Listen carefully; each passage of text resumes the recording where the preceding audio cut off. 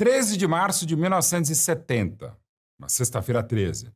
Por volta de 10 da noite, na concentração do Flamengo, em São Conrado, Rio de Janeiro, bate na porta ou toca a campainha um sujeito que chegou armado a essa concentração.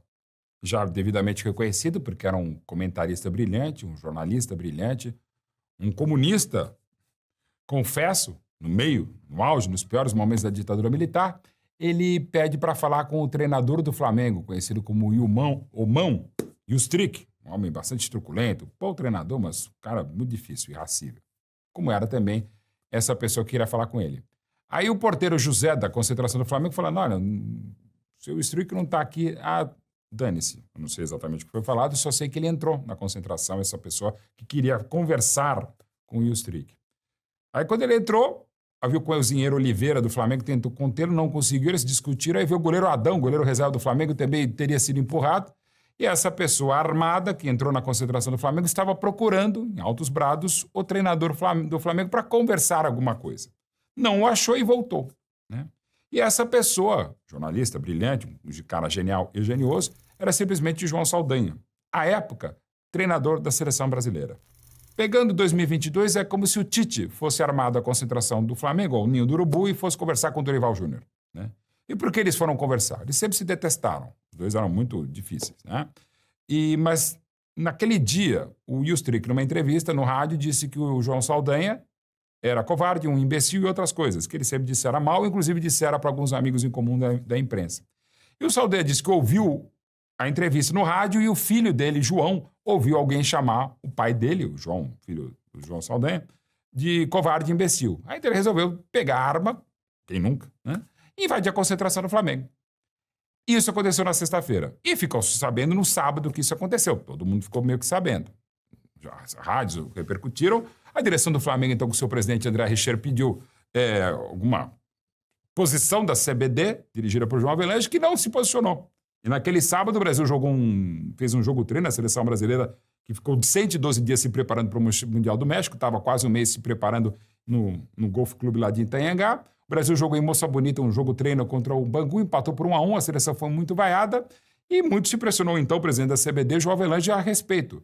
E o João Saldanha assumiu que ele tinha ido lá, mas disse que ele foi apenas conversar com o Yustric e infelizmente não o encontrou. E escreveu sobre isso numa coluna de O Globo, que havia um mês o havia contratado para ser comentarista do jornal, colunista do jornal, e comentarista da rádio e TV Globo também, enquanto treinador da seleção brasileira. Passou-se o tempo, isso foi no sábado, né? A invasão foi sexta-feira à noite, quando na terça-feira houve um almoço na Marinha, de generais, no auge do regime militar, e muita gente achando estranha a situação, e nenhuma palavra oficial do João Saldanha, que, porém, naquele almoço falou que se o Saldanha não ficasse, ele poderia convidar o Dino Sani, que era treinador do Corinthians, ou o Otto Glória, que havia sido durante 12 anos treinador em Portugal e estava no América. Havia mais outros 3 nomes, como o Zezé Moreira, como o Otto Glória, que eu já falei. Enfim, havia alguns nomes, e o Zagallo, que há 2 anos fazia um excelente trabalho no Botafogo e era bicampeão mundial. Naquela noite, naquela tarde, o Saldanha deu um treino na seleção brasileira ali no Rio e foi chamado para uma reunião de emergência na sede da CBD, com então o supervisor Antônio do Passo, que é quem mandava no futebol e que havia pedido demissão por conta daquela situação mais uma. A reunião foi ali na Rua da Alfândega, na sede da CBD, começaria às 7h30, o João Saldanha chegou com seu fusquinha, parou o carro ali, a imprensa lá ficou sabendo, foi tentar falar, falou, não, vou para a reunião. E a reunião durou menos de 1 hora. Quando acabou a reunião, o João Saldanha fez questão de não cumprimentar o João Avelange, o presidente da CBD, e o seu supervisor Antônio do Passo, passou na sala de imprensa, que se não me engano era no 5º andar lá na Rua da Alfândega, e avisou os coleguinhas de imprensa, eu fui demitido, não sou mais treinador da seleção brasileira. E alguém perguntou a ele, quer dizer que a comissão técnica foi dissolvida? Ele falou, não, eu não sou sorvete para ser dissolvido. Mas a informação que chegou logo depois é que toda a comissão técnica foi dissolvida. O fato é que apenas o supervisor, que era leal ao Saldanha, o russo, Antônio Milman, saiu junto. Os demais que foram dissolvidos ficaram. E 2 dias depois foi anunciado o Zagallo como o treinador da seleção brasileira, porque Dino Sani, que foi convidado primeiro, não quis aceitar, porque era muito amigo do Saldanha e seria observador técnico da seleção brasileira na Copa do México. Aí o Saldanha saiu. E naquela mesma noite que ele saiu, ele foi para o jornal O Globo escrever sua coluna, onde falou mal dos dirigentes do Flamengo, porque naquela mesma terça-feira que ele foi dissolvido ou demitido, os dirigentes do Flamengo entraram com uma queixa-crime na delegacia contra o João Saldanha, porque, convenhamos, o cara entrou armado na concentração do Flamengo. Então, parece enredo de novela. E repito, é como se o Tite tivesse invadido a concentração, o Ninho do Urubu armado para conversar com o Dorival Júnior. E foi o que aconteceu. E isso levou, depois disso, foi na sexta-feira. Ele só foi demitido na terça-feira e na quinta-feira o Zagallo assumiu. Por que demorou tanto tempo o João Avelange? Porque era o João Avelange. Ele segurava aqui, largava ali, enfim, chegou a um ponto que não dava. Mas é claro que isso foi a gota d'água, ou quase gota de sangue do Ilstruik, para a demissão do Saldanha. Mas não era só isso. E o próprio João Saldanha, durante a vida, e teria mais 20 anos brilhantes de vida até morrer logo depois da Copa de 90, o Saldanha disse que ele foi demitido basicamente, a gota d'água, foi porque naquele domingo seguinte, 8 dias depois do jogo treino contra o Bangu, o Brasil jogaria um amistoso contra o Chile no Morumbi. E ele já havia falado para a comissão técnica, para o Antônio do Passo, supervisor que deve ter chegado à orelha do presidente da CBD, João Avelange, que o ataque do Brasil teria Jairzinho, Tostão, Dirceu Lopes e Edu, ou seja, Pelé seria banco, né? E, segundo o João Avelange, havia um compromisso com patrocinadores, com o público, com as emissoras de televisão, que todo jogo da seleção brasileira tinha que ter o Pelé. E, segundo o João Saldanha, o Pelé não estava bem fisicamente. Ele disse que, palavras dele, o Pelé jogou 18 partidas comigo no vinagre, ele precisa descansar nessa preparação.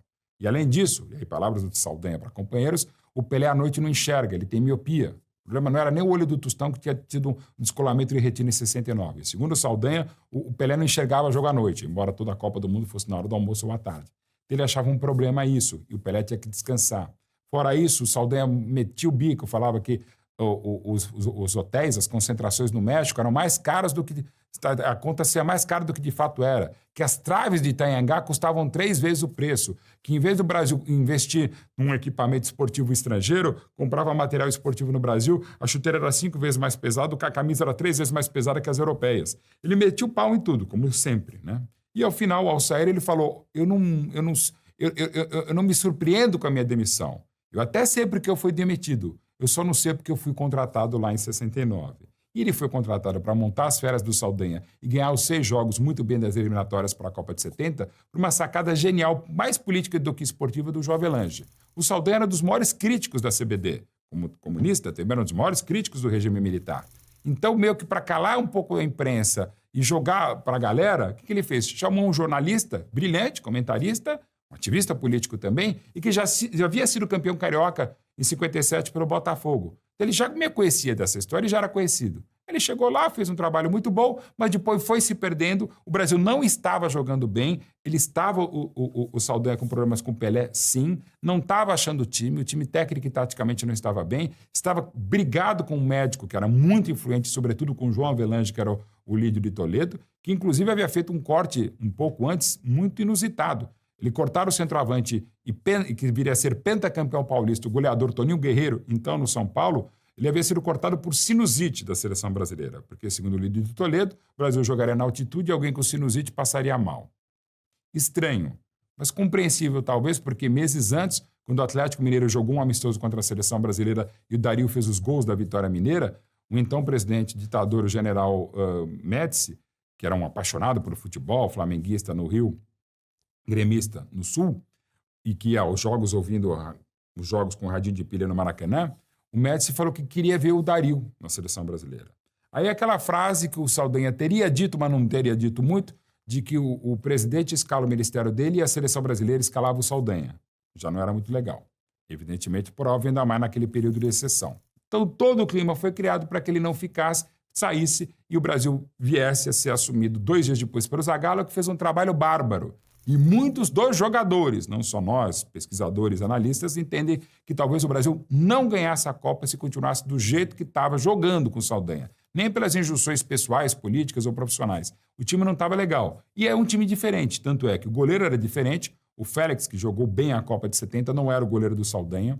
O lateral esquerdo, que acabou sendo o Everaldo, não era a escolha prioritária do Saldanha e ganhou a vaga uma semana antes da Copa do Mundo. O Piazza de zagueiro foi uma criação do Zagallo, né? O Saldanha queria o meio campo com Piazza e Gerson, né? Não com Clodoaldo e Gerson, que jogaram demais. Jarginho de volta à ponta direita não era a escolha prioritária. Tostão mais à frente também não era. O Saldanha queria o Pelé e o Tostão. O Zagallo achava eles dois incompatíveis taticamente, mas foi uma coisa que surgiu durante um mês antes da Copa. E a invenção do Rivelino na ponta esquerda é a coisa do Zagallo. O Saldanha queria o Edu na ponta esquerda, o Edu dos Santos. E o próprio Rivelino não se queria no lugar que ele jogou. E jogou demais na melhor seleção de todos os tempos. Também a melhor seleção de todos os tempos do Brasil, porque aquela seleção ficou 112 dias treinando junta. Teve a troca de comando em menos de um mês do João Saldanha para o Zagallo, sendo que eles pensavam completamente de modos distintos do futebol, e o time se acertou. Com o Tostão mais à frente, o Pelé mais recuado, o Jairzinho de volta à ponta direita, o Rivelino fazendo uma função que nunca havia feito na vida, o Piazza, que era volante jogando, e de zagueiro, o Everaldo entrando na lateral esquerda para liberar do outro lado o capitão Carlos Alberto Torres, uma mudança que aconteceu menos de uma semana da Copa. Deu tudo muito certo, porque foi muito bem trabalhado, algo que hoje não se tem mais. A seleção para 2022 ficou junta nem uma semana para estrear na Copa do Mundo. Aquele time maravilhoso ficou 112 dias. Por uma Copa maravilhosa. E não só porque o Brasil ganhou. Se eu fosse um jornalista búlgaro, eu falaria provavelmente a mesma coisa. Até por algumas coisas de astral, de mudança, de década, de vida e de tecnologia. Era menos de um ano depois da chegada do homem à Lua. Foi a primeira Copa do Mundo que todo mundo viu mesmo, via satélite. A Europa viu em cores. Alguns lares no Brasil viram em cores, alguns lugares que já tivessem receptor colorido, porque a televisão em cores no Brasil só chegaria em 1972. Mas já havia transmissão em cores do México para o Brasil via Embratel. E ela chegou para quem tinha um aparelho, algumas centenas de brasileiros que tinham aparelho puderam ver aquela Copa em cores. O Brasil todo viu em preto e branco, mas de fato viu em verde e amarela porque foi uma Copa muito colorida, foi uma Copa maravilhosa, com grandes seleções, mas nenhuma melhor que o Brasil. E o que é mais bacana, é uma Copa que depois de 40 anos da primeira no Uruguai, em 30, você acabou tendo a conquista dela em definitivo, porque na grande final na Cidade do México era a Itália, que vinha de uma semifinal fantástica e desgastante contra a Alemanha, vencida só na prorrogação por 4-3, e o melhor time daquela Copa e de todas as Copas, que era o Brasil, que havia vencido de virada o Uruguai e afastado como um Ghostbuster, o fantasma de 70, uma virada fantástica contra os uruguaios no Jalisco, em Guadalajara. E na final, na altitude da Cidade do México, o Brasil venceu bonito, venceu lindo por 4-1, e ao vencer aquele jogo, o Brasil ficou em definitivo, pelo menos até a taça ser roubada e derretida em 83, com a taça Gilles Rimet, que era a primeira taça do mundo, construída por um artesão francês, Albert Lefleur, para a Copa de 30, e feita pelo então presidente da FIFA, o também francês Gilles Rimet, que mandou fazer aquela vitória alada maravilhosa, simples, mas fantástica. Uma Copa do Mundo que, inclusive, sobreviveu à Segunda Guerra Mundial, porque escondida na Suíça por conta do secretário-geral da FIFA, o italiano Torino Barassi, que escondeu debaixo da cama aquela Copa. A Copa, o troféu, que em 1966 foi roubado antes da Copa da Inglaterra e foi achado por um cachorro, num arbusto embrulhado no jornal, um cachorrinho chamado Pickles. Uma Copa que já teve várias coisas. Sobreviveu à guerra, aos nazistas, aos fascistas. Foi roubada, foi achada e a gente conseguiu deixar a original exposta, a réplica no cofre e levaram e derreteram em dezembro de 83. Mas naquele junho de 70, naquele jogo entre Brasil e Itália, os 4-1 maravilhosos, se a Itália ganhasse, ela seria campeã do mundo, claro, e ficaria com a posse definitiva da Gilles Rimet. Se o Brasil ganhasse, como ganhou por 4-1, a taça do mundo é nossa, como já cantavam desde 58, a festa da Suécia. Taça do mundo é nossa, com brasileiro não há quem possa. Eita, esquadrão de ouro, é bom no samba, é bom no E também cantamos maravilhosamente com a música fantástica, o jingle do Miguel Gustavo, Pra Frente Brasil. 90 milhões em ação, pra frente Brasil, do meu coração. Todos juntos vamos, pra frente Brasil, salve a seleção. Foi usada depois de outras maneiras, mas que na época foi maravilhosa, como pouco antes também do tricampeonato, o Brasil fez festa com uma música maravilhosa dos Golden Boys, Sou Tricampeão, e ninguém mais era tricampeão. E ficou com a posse da taça Gilles Rimet, que passou a ter esse nome exatamente quando o Brasil ganhou a primeira vez, em 58, porque em 56 o Gilles Rimet morreu. Ele que imaginou lá no Maracanaço de 50 que entregaria a taça ao Brasil, porque quando ele desceu das tribunas do Maracanã para fazer a cerimônia de entrega da taça, estava 1-1.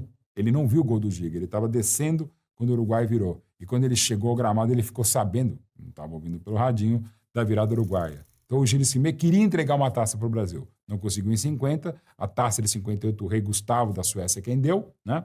Porque evidentemente não havia mais o Gilles Rimet para dar, já tinha morrido 2 anos antes, e depois o Brasil faria a festa, ganhou em 62 e ganharia em 70 com a taça entregue e o capitão Carlos Alberto levantando a taça, naquele gesto que foi primeiro imortalizado por outro cracaço, outro grande campeão brasileiro, o capitão Bellini em 58, Mauro em 62 e capitão Carlos Alberto erguendo pela última vez a Gilles Rimet. Em 74 passou a existir a nova Copa do Mundo, que é belíssima, e o Brasil já ganhou 2, mas essa nova Copa do Mundo não tem uma posse definitiva. Não é por 3 conquistas ou 5, enfim. Essa nova Copa do Mundo, desde 74, ela vai de posse transitória. Você tem uma réplica, né, que agora está devidamente guardada no Museu da CBF, no Rio de Janeiro, mas a posse do troféu original ela vai para quem ganhar. A Gilles Rimet não, é só nossa. E ela tinha que ser só nossa por um time maravilhoso, ficou 112 dias treinando para ser aquele e tinha que acabar com o gol mais lindo de todas as Copas. O gol, aos 42 minutos, quando o Clodoaldo sai driblando meia Itália, toca para o Rivellino toca para o Jairzinho, e puxou a marcação do capitão Facchetti, lá da direita para a esquerda, abre-se um espaço, a bola vai para o Pelé, e o Pelé, sem olhar, embora o Tostão indique a ele, rola a bola para a direita para o Carlos Alberto, que há 5 anos treinava e jogava junto com ele no Santos. E na hora que o Carlos Alberto chega para bater, a bola sobe um pouquinho, ele chuta uma bola rasteira quase que de sem pulo, vai no cantinho do Bertozzi. Um gol magnífico, o gol mais lindo que quase não acontece. E só aconteceu porque o goleiro Félix estava com o Carlos Alberto ali do lado da grande área, os dois comemorando, né, quando o Clodoaldo começa a driblar, o Carlos Alberto chega e fala: "Aê, papel", que era o apelido do Félix, "vamos ser campeão". Ele falou: "Vamos, mas vai para frente lá, olha, o Jairzinho foi para o outro lado lá, vai naquele corredor". Eu falei: "Não, vai". Ele foi. Ele foi indo, foi trotando, viu a jogar esse desenho e falou: "Ah, eu vou". E ao ir, ele fez história, como aquela seleção fez mais história do que qualquer outra e conseguiu, com o próprio Carlos Alberto, erguer o caneco, campeão do mundo. E se alguém ainda duvida que é o maior Brasil de todos os tempos e a melhor seleção de todos os tempos, é só perguntar para quem jogou em 58, 62 e 70. O próprio Pelé acha que o Brasil de 70 foi o maior de todos. E se o Pelé falou, acho que está falado. Embora o Saldanha dissesse que ele não enxergava bem. Mas é aquela coisa, né? Em terra de cego, quem tem um olho é Pelé.